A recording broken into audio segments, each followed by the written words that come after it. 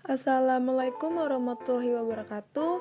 Yang kami hormati Bu Winika Dinar Pratiwi MPD selaku dosen pengampu mata kuliah retorika dan teman-teman kelas 6A yang kami banggakan. Kami dari kelompok 13 akan mempresentasikan materi tentang dialogika. Berikut anggota kelompok 13 yaitu Lestari Parhusip dengan NPM 1810631080104 sebagai pemateri ketiga. Saya Maura Felicia Vaniusat dengan NPM 1810631080083 sebagai pemateri pertama. Dan Mila Novianti dengan NPM 1810631080104 sebagai pemateri kedua.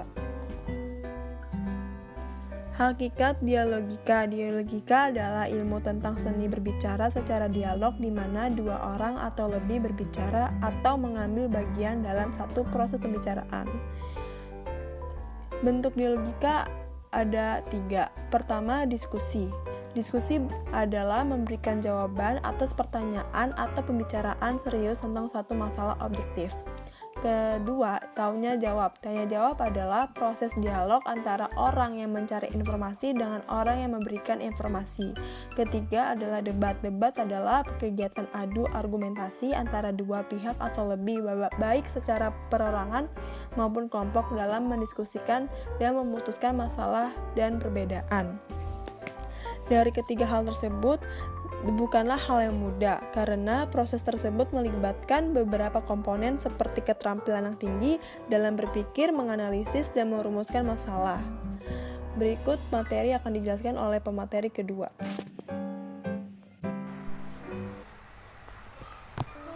Pengertian diskusi. Diskusi adalah interaksi antara dua orang atau lebih, atau kelompok, dalam memecahkan suatu masalah yang melibatkan keterampilan berbicara.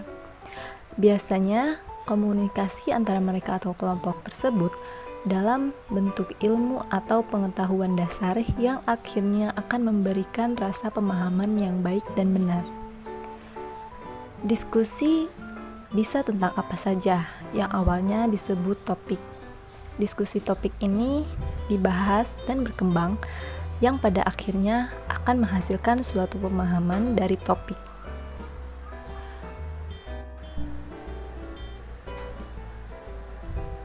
Selanjutnya, macam-macam diskusi. Yang pertama, seminar. Di dalam seminar ada beberapa ahli dalam bidangnya yang membahas topik tertentu untuk mencapai suatu kesepakatan. Yang kedua, lokakarya atau sanggar kerja. Lokakarya juga termasuk dalam suatu diskusi yang tentunya membahas suatu pekerjaan atau profesi tertentu. Yang ketiga, simposium. Diskusi yang diadakan oleh beberapa orang atau kelompok untuk membahas tentang prasarana mengenai pokok permasalahan tertentu.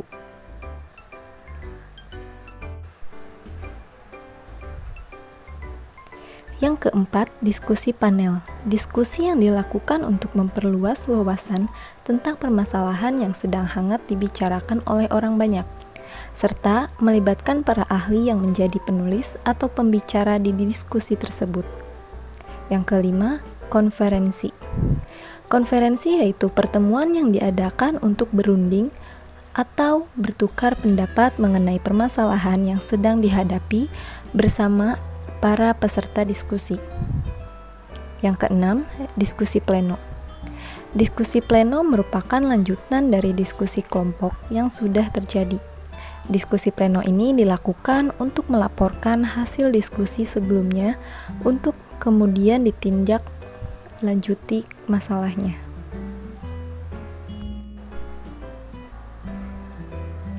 Yang ketujuh, debat.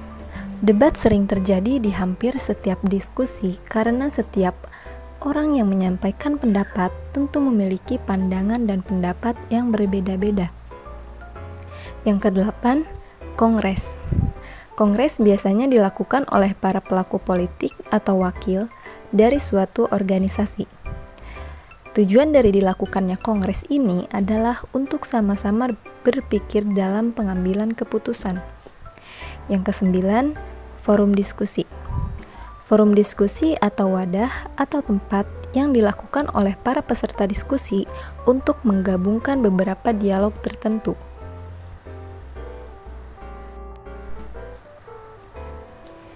Yang ke-10, diskusi kasualis. Diskusi ini merupakan bentuk dari suatu penelitian dari satu permasalahan yang konkret yang mengandung beberapa jalan keluar. Yang ke-11, kolokium. Kolokium adalah pertemuan, paling sering dalam lingkungan akademik, di mana peserta menyampaikan pemikirannya, berbicara atau to talk, mengenai suatu topik atau serangkaian topik dan kemudian menjawab pertanyaan dan memasuki diskusi. Yang ke-12, brainstorming. Metode curah pendapat atau brainstorming adalah suatu bentuk diskusi dalam rangka menghimpun gagasan, pendapat, informasi, pengetahuan, pengalaman dari semua peserta.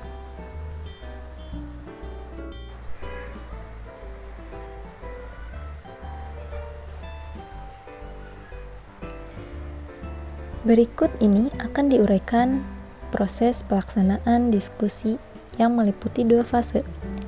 Fase pertama yaitu fase persiapan. Diskusi yang baik tidak akan terjadi begitu saja. Artinya, asal membagi kelompok-kelompok kecil lalu berdiskusi saja. Hal itu membutuhkan persiapan yang cermat, seperti haknya lesson planning. Hanya perbedaannya dalam hal ini, metode yang dipergunakan adalah metode diskusi. Fase persiapan ini biasanya terdiri atas langkah-langkah sebagai berikut. Yang pertama, mempelajari subjek yang akan didiskusikan. Yang kedua, membagi peserta menjadi kelompok-kelompok dan member pengarahan siapa yang menjadi apa. Seperti ketua, sekretaris, peserta biasa, dan pengamat. Yang ketiga, menentukan tujuan instruksional khusus yang ingin dicapai dalam diskusi itu. Yang keempat, mengidentifikasi hasil-hasil belajar apa yang seharusnya dikuasai peserta, apakah konsepnya, prinsipnya, dan lain-lain. Yang kelima, menunjukkan dan menguraikan dengan jelas problem yang akan dipecahkan dalam diskusi atau briefing. Yang keenam, menyiapkan dan membagikan bahan-bahan handout kepada peserta. Yang ketujuh, mengembangkan agenda yang mencakup semua poin yang dibutuhkan dalam rangka pemecahan masalah. Yang kedelapan, mengatur ruangan dan tempat duduk, papan tulis, dan alat-alat bantu yang akan dipergunakan.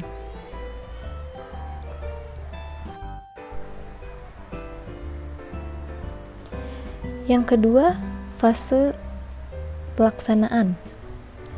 Fase ini tersusun atas kontinus sebagai berikut. Pembukaan diskusi. Dalam pembukaan diskusi, yang perlu diperhatikan adalah penciptaan prakondisi, sehingga perhatian dan sikap mental peserta digiring dan disiapkan agar terkonsentrasi pada hal-hal yang akan dibicarakan dalam diskusi. Hal-hal yang akan dibicarakan dalam diskusi berupa membuat outline singkat situasi yang akan didiskusikan. Yang kedua, mengeluarkan sebuah pendapat atau pertanyaan yang sifatnya dapat merangsang pikiran peserta. Yang ketiga, senantiasa memberikan pertanyaan-pertanyaan pada poin-poin yang penting yang ada hubungannya dengan masalah yang bersangkutan. Yang keempat, memberikan ilustrasi, demonstrasi, atau bentuk lain yang dapat menarik perhatian peserta. Yang terakhir, penutup diskusi. Agar para peserta menjadi mantap dan tidak merasa mengambang akan hasil diskusinya, maka dalam penutupan diskusi, segera dibuatkan rangkuman dan kesimpulan yang tepat dan jelas. Lalu, jika terpaksa dalam menyimpulkan diskusi, itu terjadi kompromi, maka jangan biarkan diskusi itu menjadi terkantung-kantung.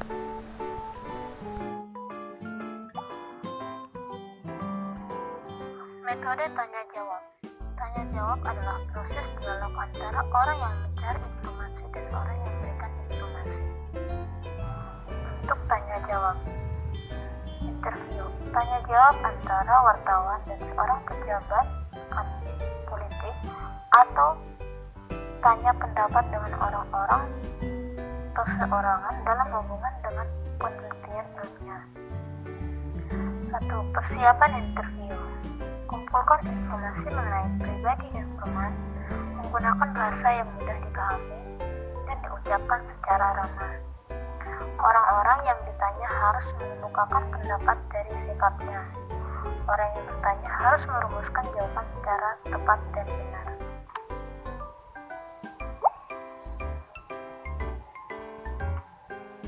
Bentuk tanya jawab.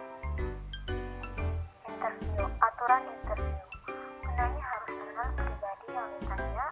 Penanya harus memperhatikan jalan pikiran dan hubungan logis antar pertanyaan. Untuk tema dan situasi tertentu, informan diberi kuesioner agar bisa mempersiapkan jawaban yang tepat. Sebelum dimaplikasikan, orang yang ditanya membaca hasil rangkuman agar tidak terjadi kesalahpahaman. 2. Konferensi pers. Konferensi pers adalah pertemuan yang dimaksud dengan seorang pejabat sesudah ceramah, perundingan, atau konferensi. 3. Tanya jawab. Tanya jawab pengadilan atau interogasi. Dialog penyelidikan antara petugas dan terdakwa atau orang yang bersalah. Fungsi dan teknik pertanyaan. Pertanyaan membantu untuk menjaga mandiriasi dan mempengaruhi pendapat. Pertanyaan pada dasarnya alat untuk memberi sugesti dalam hal tertentu.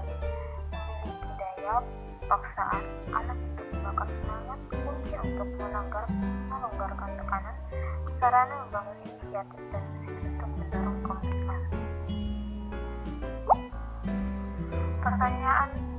Pertanyaan yang dapat digunakan dalam memulai dialog. Pertama, ada masalah-masalah umum. 2. Hal-hal khusus sampai sekecil-kecilnya. Pendapat seseorang, penilaian seseorang, keinginan dan kehendaknya, pengalaman-pengalamannya, pendidikan seseorang, gambaran masa depan seseorang, masalah dan kecemasan hidup, rekan kerja, dan hobi.